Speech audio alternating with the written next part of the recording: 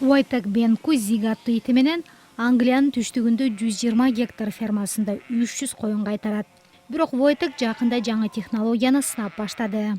Ал ийгиликтүү ишке ашса, бир күнү Зиги аттуу ити кой кайтарбай калышы мүмкүн. Фермерлер жүздөгөн жылдар бою мал жандыктарын ит жана ышкырыктын жардамы менен кайтарып келишсе, эми айрымдар дрондорду колдонууга аракет көрүп жатат. Мына дрон. Чындап эле дрондор койду кайтара алабы? Мага абдан кызык болуп жатат. Койлор дронду көрүшү жана үнүн угуш үчүн аны белгилүү бир бийиктикке учурабыз. Аппараттан чыккан үндү укканда алар бир жерге чогула баштайт. Мына койлордун маарай баштаганын угуп жатабыз. Бул жакшы белги. Демек алар дронго реакция кыла баштадыбы? Ооба, алар дрондун үнүн укканда ордунан козголо баштайт. Баары тиги алдыда бараткан койду ээрчийт окшойт. Ооба, биз көбүнчө алдыга чыккан койлорду лидерлер деп коебуз. Мынакей, бул огород тилкесине койлор дронду ээрчип келе жатат.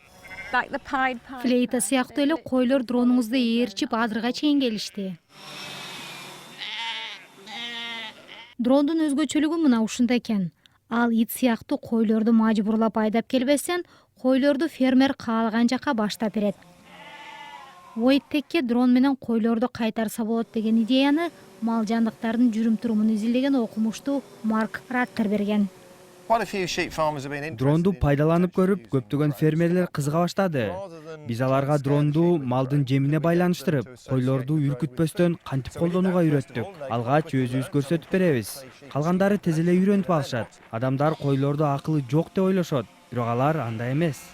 Бир күнү дрондор менен койлорду кайтаруу кадимкидей көрүнүшкө айланышы мүмкүн. Бирок азырынча Зигги сыяктуу иттердин бактысына бул ыкма кеңири жайыла элек.